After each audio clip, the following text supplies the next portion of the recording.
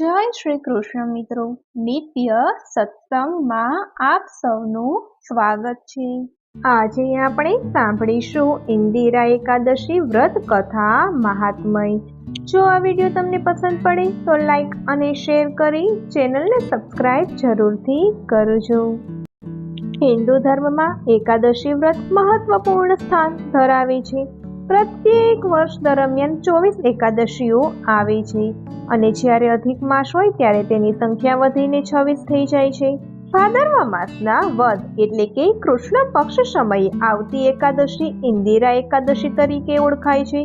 આ એકાદશી ખૂબ જ પવિત્ર અને પાપ હરનાર છે।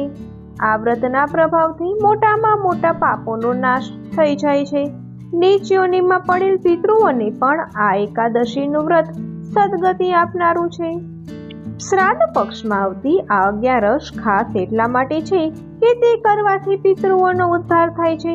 આપણા પૂર્વજો કે જેમનાથી જાણતા કે અજાણતા કોઈ પાપ થયું હોય તે કારણે તેઓ દંડ ભોગવતા હોય તો આ 11 કરવાથી તેમનો ભોગવટો પૂરો થાય છે।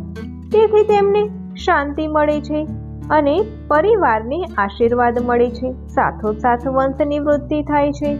આ એકાદશીનું વ્રત જો વિધિ વિધાન પૂર્વક કરવામાં આવે તો પુણ્યની પ્રાપ્તિ થાય છે। આ 11 દાન આપવાનો વિશેષ મહિમા છે। મૃત્યુ પછી વ્યક્તિ વૈકુંઠમાં જાય છે। આ એકાદશીના વ્રતથી મનુષ્યને યમલોકની યાતનાઓનો સામનો કરવો પડતો નથી।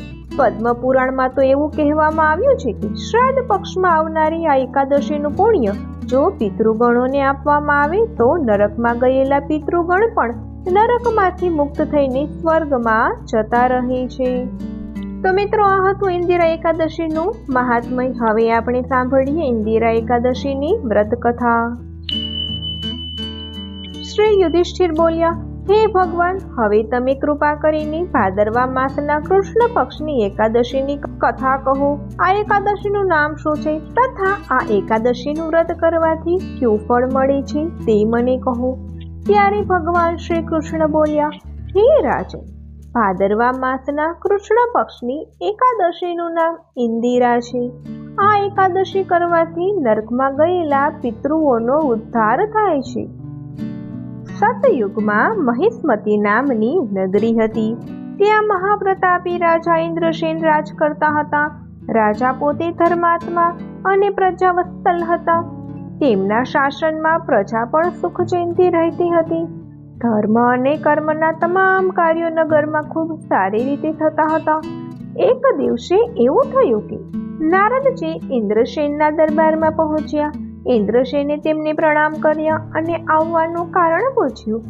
ત્યારે નારદજીએ કહ્યું કે હું તમારા પિતાનો સંદેશો લઈને આવ્યો છું, જે આ સમયે પૂર્વજન્મના એકાદશી વ્રતનો ભંગ કરવાને કારણે યમરાજ દ્વારા દંડ ભોગવી રહ્યા છે।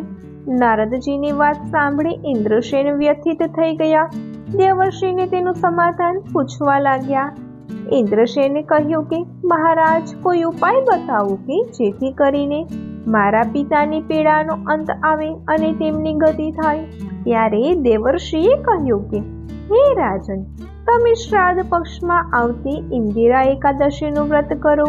આ દિવસે નારાયણનું વિધિવત પૂજન કરીને આખો દિવસ ઉપવાસ કરો અને ભગવાન વિષ્ણુનું ભજન, મંત્ર જાપ કે કથા શ્રવણ કરો। એના પુણ્યથી તમારા પિતાને મુક્તિ મળી જશે।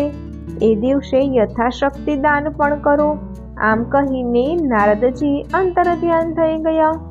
તે પછી મહારાજા ઇન્દ્રસેને નારદજીના કહેવા પ્રમાણે વિધિ અનુસાર એકાદશીનું વ્રત કર્યું। એનાથી તેમના પિતાને શાંતિ મળી અને તે પરમ પદને પામ્યા। જ્યારે રાજા સ્વયં પણ અનંત સુખોને ભોગવીને અંતિમ મોક્ષને પ્રાપ્ત થયા। આ એકાદશીના વ્રતને દિવસે વહેલી સવારે ઉઠીને શ્રદ્ધાપૂર્વક સ્નાનાદિ કર્મ પતાવીને વ્રત કરવું। આ દિવસે પ્રથમ વિષ્ણુ નારાયણનું પૂર્ણ શ્રદ્ધા અને ભક્તિભાવથી પૂજન કરવું જોઈએ। તે પછી પિતૃઓનું પૂજન અને તર્પણ કરવું જોઈએ। આ દિવસે ફળાહાર કરવો જોઈએ, અન્ન લેવું નહીં। દિવસભર પ્રભુ સ્મરણ કરવું, પ્રભુ પાસે પિતૃઓના કલ્યાણ માટે પ્રાર્થના કરવી। તે પછી શક્ય હોય તો બ્રહ્મ ભોજન કરાવો। યથાશક્તિ દક્ષિણા કે વસ્ત્ર આપી સન્માનિત કરવા। જો આમ ન થઈ શકે તો કોઈને સીધું આપવું, શક્ય હોય તો દિવસ દરમિયાન મૌન રહી જાપ કરવા અને રાત્રે 12 વાગ્યા સુધી જાગરણ કરવું. જે કોઈ પણ વ્યક્તિ આ રીતે ઇન્દિરા એકાદશીનું વ્રત કરે છે તે સંસારના સર્વ સુખોને ભોગવી મોક્ષની પ્રાપ્તિ કરે છે. વૈકુંઠમાં એનો વાસ થાય છે, જ્યારે પિતૃઓને શાંતિ અને ગતિ થવાથી પારિવારિક સંબંધોમાં પણ વિશેષ સુખ શાંતિ પ્રાપ્ત થાય છે.